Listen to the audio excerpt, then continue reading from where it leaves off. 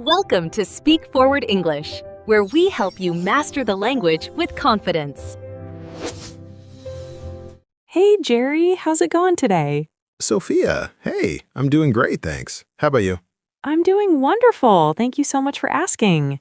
So, I'm really excited about today's conversation because we're going to be talking about something that I think a lot of people are passionate about. Oh yeah? What's that? We're going to learn how to talk about your favorite sport in English. And I know you're a big sports fan, right? Oh, absolutely. I love talking about sports. It's actually one of my favorite conversation topics. Perfect. So before we dive in, if you're enjoying our daily English listening practice, don't forget to subscribe so you can get new conversations every single day to improve your English skills. Yes, definitely subscribe. It really helps you improve your listening and speaking abilities. All right, so, Sophia, let's start with the basics. When someone asks you about your favorite sport, what's a simple way to answer? Well, the most straightforward way is to simply say, my favorite sport is, and then name the sport. For example, my favorite sport is basketball, or my favorite sport is soccer. Right, exactly. And you can also say, I really enjoy playing tennis, or I love watching football. Notice how we use different verbs there? Yes, that's a great point. You can use play when you're talking about participating in the sport yourself, and watch when you're talking about being a spectator or a fan. Mm-hmm. So, let me give you an example. I could say, I really enjoy playing basketball on weekends, but I also love watching NBA games on TV. Perfect example. And Jerry, what actually is your favorite sport to watch? Oh, I'd have to say American football. I'm a huge NFL fan. There's just something about the strategy, the athleticism, the excitement of game day that I absolutely love. I can tell you're passionate about it. So when you're explaining why you like a sport, it's really important to give reasons, just like you did. Right, exactly. You don't just want to say, I like football and leave it at that. You want to elaborate, explain what draws you to it. Yes, so you might say something like, I love soccer because it's fast-paced and requires incredible skill, or I enjoy tennis because it's both physically and mentally challenging. Those are great examples. And you know what else people often talk about when discussing their favorite sport? What's that? Their favorite team or favorite player. That's usually where the real passion comes out. Oh, absolutely. So you might say, I'm a huge fan of the Los Angeles Lakers, or my favorite player is Serena Williams because of her determination and skill. Exactly. And when you're talking about teams, there are some specific phrases that are really useful. Like you can say, I root for, or I support a particular team. Right. So instead of just saying, I like the Yankees, you could say, I've been rooting for the Yankees since I was a kid, or I'm a diehard Manchester United supporter. Die hard is such a great expression. It means you're an extremely loyal and passionate fan. Yes, and there are so many colorful expressions related to sports in English. Like, if someone asks, are you into sports? That's a casual way of asking if you like or follow sports. Mm-hmm. And you might respond, yeah, I'm really into basketball, or not really, I'm not much of a sports person. Good point. Not everyone is passionate about sports, and that's totally fine. You can politely say, sports aren't really my thing, or I'm more of a casual fan. Right. Now, let's talk about describing what happens in a sport. This is where things get a bit more detailed. Oh, yes, this is important. So, if you're talking about soccer, for example, you might say the players kick the ball up and down the field trying to score goals. And in basketball, you could say players dribble the ball down the court and try to shoot it through the hoop to score points. Exactly. Each sport has its own specific vocabulary. For example, in tennis, you serve the ball and try to win points, games, and sets. Right. And in baseball, you have pitchers who throw the ball to batters who try to hit home runs. I love how specific the vocabulary gets for each sport. And when you're watching a game with friends or colleagues, there are certain phrases that come up all the time. Oh, yeah, definitely. Like, did you see that amazing play? Or that was an incredible shot. Yes, or you might say, I can't believe they missed that, or what a comeback. Comeback is a great word. That's when a team is losing but then starts playing better and catches up or even wins. Exactly. And speaking of winning and losing, let's talk about how to discuss game results. Jerry, how would you tell someone your team won? Well, I might say, my team won last night, 3-1. Or, we beat our rivals in overtime. Perfect. And if they lost? Well, that's always harder to talk about. But you might say, we lost by 2 points, or they defeated us in the final seconds. Right, and you can use words like victory and defeat to sound more formal. It was a crushing defeat, or they celebrated a major victory. Mm-hmm. And one thing I find interesting is how people talk about playing sports themselves versus watching them. Oh, that's a great distinction. So if you play a sport recreationally, you might say, I play pickup basketball on Saturdays, or I'm on a recreational soccer league. Right. Pickup games are informal games, usually with whoever shows up. And if you're more serious about it, you might say, I train 3 times a week, or I'm preparing for a tournament. Exactly. And when describing your skill level, it's good to be honest. You could say, I'm just a beginner, or I'm pretty decent, or I've been playing for years, so I'm fairly experienced. Those are great ways to describe yourself. Let's see. I always say I'm an enthusiastic amateur when it comes to most sports. I love that. Enthusiastic amateur. That's perfect. Now, let's talk about asking questions about someone else's favorite sport. Okay, good idea. So you could start with something simple, like, do you follow any sports? Or are you a fan of any particular team? Right. And then you can ask more specific questions like, how long have you been following that sport? Or what got you interested in it? Those are great conversation starters. You might also ask, do you play any sports yourself? Or have you ever been to a live game? Oh, attending live games is such a different experience. You could describe it by saying, the atmosphere at the stadium was electric, or there's nothing like watching a game in person. Absolutely.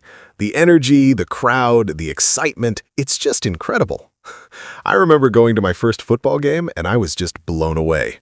That's awesome. And blown away is another great expression, meaning you were extremely impressed or surprised. Right. Now, let's talk about some common mistakes people make when discussing sports in English. Oh, this is important.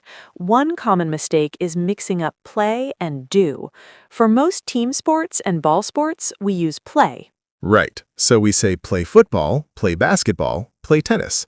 But for individual sports or activities, often we use do or go.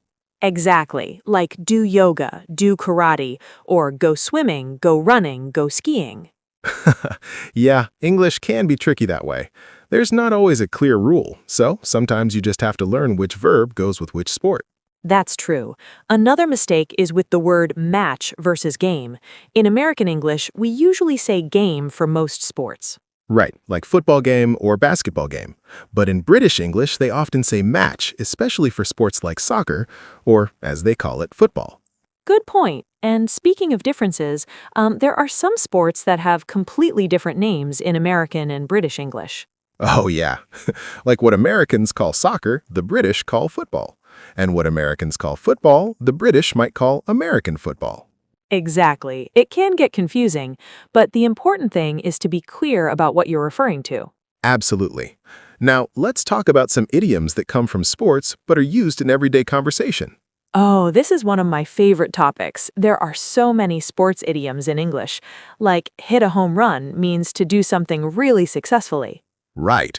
You might say, she really hit a home run with that presentation, even if you're talking about work, not baseball. Exactly. Or moving the goalposts, which means changing the rules or expectations in the middle of something. Yeah, like they keep moving the goalposts on this project. It's pretty frustrating when that happens. It sure is. Another common one is ballpark figure, which means a rough estimate. Right. Like, can you give me a ballpark figure on how much this will cost? And then there's dropped the ball, which means someone made a mistake or failed to do something they were supposed to do. Yeah, I really dropped the ball on that deadline. Or someone dropped the ball in communication. These idioms are so common in everyday American English, especially in business settings. Absolutely. And here's another one. Throw in the towel means to give up. Right, that comes from boxing. When a boxer's coach throws a towel into the ring, it means they're surrendering. Exactly. So you might say, after months of trying, I finally threw in the towel on learning to play the guitar. Good example, though I hope people don't give up too easily. Speaking of persistence, let's talk about how to express enthusiasm for sports. Okay, great. So if you're really excited, you might say, I'm so pumped for the game tonight. Pumped means excited and full of energy. Yes, or you could say, I can't wait for the season to start, or I'm counting down the days until the championship. Right. And if your team wins, you might exclaim, yes, we crushed them, or what an awesome victory. The word crushed there means won by a lot, won decisively. Exactly. On the other hand, if things don't go well, you might say, that was a tough loss, or we'll get them next time. Right, staying positive. And sports fans often talk about rivalry games. Those are games between teams that have a long history of competition. Oh, yeah, rivalry games are the best. The intensity, the history, the bragging rights, like Yankees versus Red Sox in baseball. Perfect example. Or Duke versus North Carolina in college basketball. These games mean more to fans because of the history and tradition. Absolutely. And bragging rights is a great expression. It means the right to boast about winning. Yes, we won, so we get the bragging rights for the next year. Now, let's talk about different ways to express that you're a fan. We've mentioned some, but there are quite a few variations. Right. You can say, I'm a fan of, I support, I root for, I follow, or even, I bleed team colors. I bleed team colors is very passionate. That means you're an extremely devoted fan. Yes, very colorful language. You might also hear someone say, I live and breathe this sport. Right, meaning it's a huge part of their life. I definitely know people like that. Me too. And it's also common to talk about where you watch games. You might say, I usually watch games at home, or I love going to sports bars to watch with other fans. Sports bars are great for that. There's something about being surrounded by other fans, everyone cheering together. Absolutely. And you could describe it by saying, the whole bar erupts when our team scores. Erupts. I love that word. It means everyone suddenly reacts loudly and excitedly. Exactly. Sports really do bring people together. That's one of the beautiful things about them. I completely agree. Now, what about talking about sports seasons? Each sport has its own schedule. Right. So you might say football season runs from September to February, or baseball season starts in spring and goes through fall. And people often talk about the off-season, which is when a sport isn't being played. Yes, like what do you do during the off-season? Some fans follow different sports, some just take a break. Right. And then there's playoff season, which is when the best teams compete for the championship. Oh, playoff season is so exciting. You might hear people say, it all comes down to the playoffs, or this is what they've been working toward all season. Exactly. The stakes are higher, the games are more intense. It's must-watch television. Must watch. That's a great expression for something you definitely don't want to miss. Right. And speaking of watching, let's talk about how people describe the action during a game. Okay, so if something exciting happens, you might say, that was an incredible play, or I've never seen anything like that. Right. Or that was a clutch performance, meaning someone played really well when it mattered most. Yes, clutch is such a great sports word. A clutch player is someone who performs best under pressure. Exactly.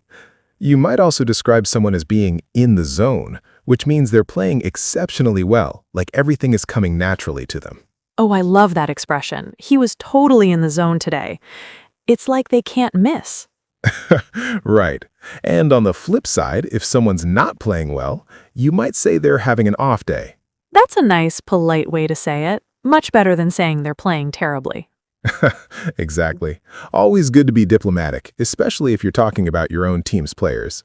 Absolutely. Now, before we wrap up, let's talk about how to end a conversation about sports politely. Good idea. You might say something like, well, it's been great talking about this with you, or I always enjoy discussing sports with fellow fans. Right. Or you could make plans to watch a game together. Hey, we should watch the next game together sometime. That's perfect. Sports are meant to be enjoyed with others. You could also exchange contact info by saying, let me know when the big game is on. Exactly. And don't forget, if you want to keep improving your English listening skills with conversations like this one, make sure to subscribe for daily English listening practice. Yes, definitely subscribe. These daily conversations will really help you feel more confident in real English situations.